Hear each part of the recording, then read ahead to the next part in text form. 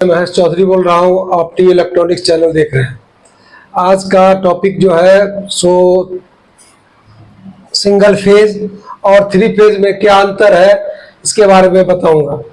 इसको आप ध्यानपूर्वक समझें और इससे अब फायदा और नुकसान के बारे में भी बताऊंगा।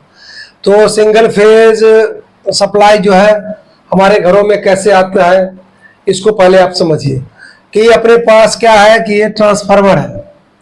ट्रांसफार्मर से सप्लाई चलती है। तो ट्रांसफार्मर में सप्लाई कहाँ से आती है? तो ऊपर 11,000 से सप्लाई आती है ट्रांसफार्मर के स्टेप डाउन ट्रांसफार्मर में।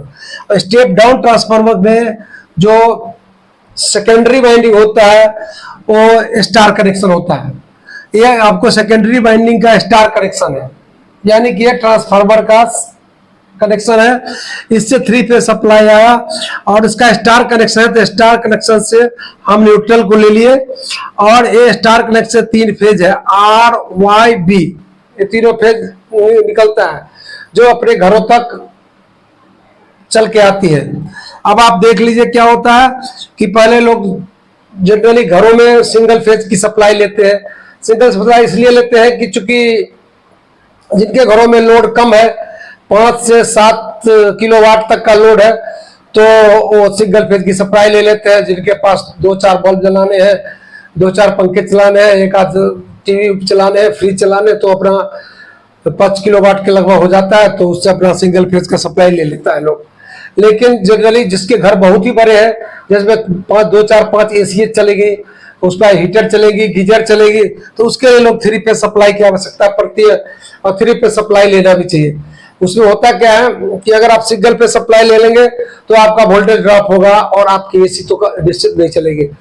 पंखा तो मान लीजिए चल भी जाएगी रुक रुक करके, लेकिन स्लो होकर के, लेकिन एसी नहीं चलेगी।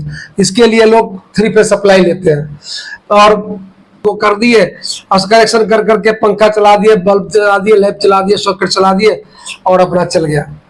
तब होता क्या है कि सिंगल फेज की सप्लाई आप कब लेते हैं? सिंगल फेज की सप्लाई तब लेते हैं जब आपके घर की लोड 5 किलोवाट से 7 किलोवाट रहेगा, तो ही आप सिंगल फेज की सप्लाई लेंगे। अगर आप घरों का लोड बहुत ही ज्यादा है, तो जैसे बड़े बड़े बिल्डिंग बनते हैं, फर्स्ट मंजिल, सेकंड मंजिल, 4-4 10-10 मंजिल तक बनते हैं, उसमें सिंगल फेज सप्लाई से थोड़ा चलेगा, नहीं चलेगा। उसके लिए आपको थ्री फेज सप्लाई लेना ही पड़ता है और लेते ही है लोग। अब थ्री फेज सप्लाई क्या होता है? थ्री फेज सप्लाई ले आए और थ्री फेज सप्लाई से मैंने अपना हर फेज के अलग अलग सप्लाई डिस्ट्रीब्यूट कर दिए, ताकि सबके टॉप टेस्टर से करंट नाप करके और सब पर बैलेंस लोड डाल दिए कि भाई इस एक फेज में इतना होना चाहिए, दूसरे में इतना, तीसरे में इतना, और सारे 3 मंजिल, 4 मंजिल, 5 मंजिल सब कर दिए। इससे होता क्या है कि किसी भी मंजिल का जो है सो आपका जो है वोल्टेज ड्रॉप नहीं होता है। इतनी बात तो समझ गए होंगे। दूसरी बात है कि अगर आप थ्री फेज सप्लाई लेते हैं तो आपको 7 किलोवाट से लेकर 10 किलोवाट, 15 किलोवाट, 20, 25, 30 जितना आपका लोड है एवं में आपको थ्री फेज सप्लाई का लेना पड़ेगा, जिसका कुछ मीटर रीडिंग का कुछ मतलब उसका बिलिंग भी कुछ ज्यादा है और उसका मिनिमम डिमांड भी कुछ ज्यादा है।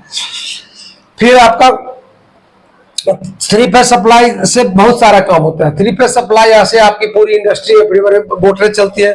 और जैसे कि आप अब यहाँ थ्री फेज सप्लाई लिए और थ्री फेज सप्लाई से आपको उठाए और इसको स्टार्टर में डाले, स्टार्टर डाल के मोटर चलाए। एक मोटर के बदला आप 10 मोटर, 20 मोटर पूरी कंपनियां चलती है, केवल थ्री फेज सप्लाई से ही चलती है।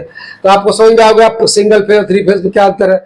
सिंगल फेज सप्लाई से समझने की बात है, सिंगल फेज सप्लाई से केवल आप 1, 2, 4 घरों की वायरिंग करके आप अपने लाइट जला सकते हैं।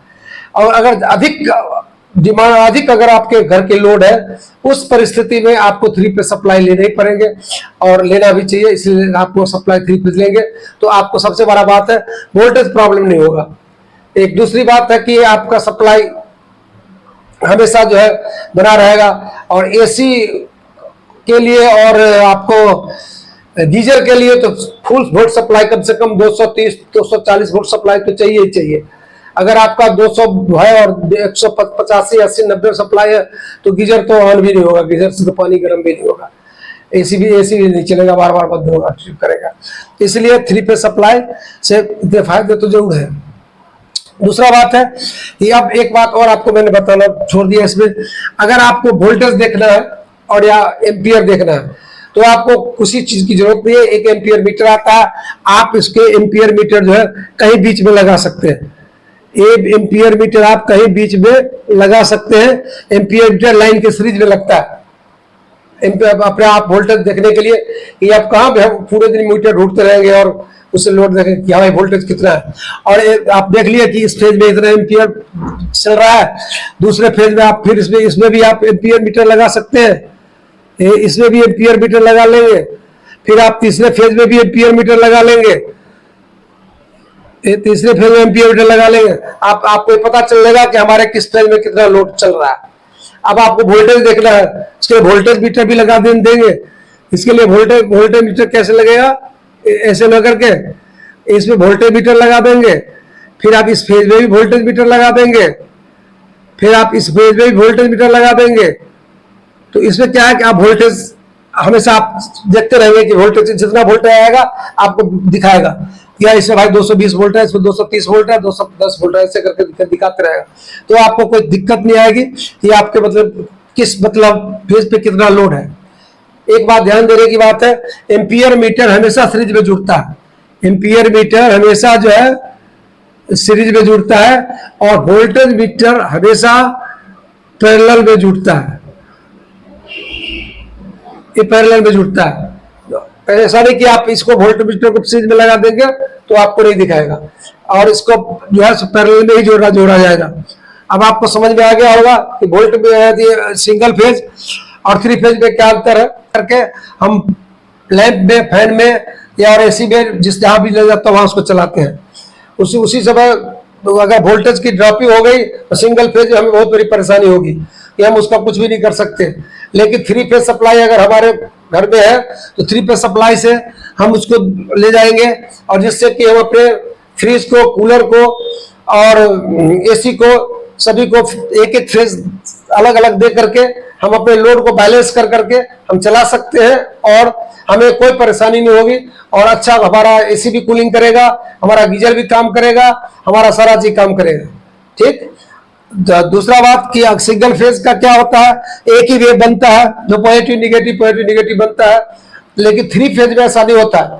3 फेज में वेव जो है तीनों फेज का बनता है, जिसमें एक फेज हमेशा साइलेंट रहता है, 2 फेज हमेशा रन करता रहता है, जो बेरावारी का आता है, एक के बाद एक, आर के बाद वाई के बाद भी, उसमें एक फेज हमेशा साइलेंट रहता है, जिसके चलते उसको 660 वोल्ट नहीं करके 415 वोल्ट कहते हैं। अब इतनी बात समझ में आ गई होगी।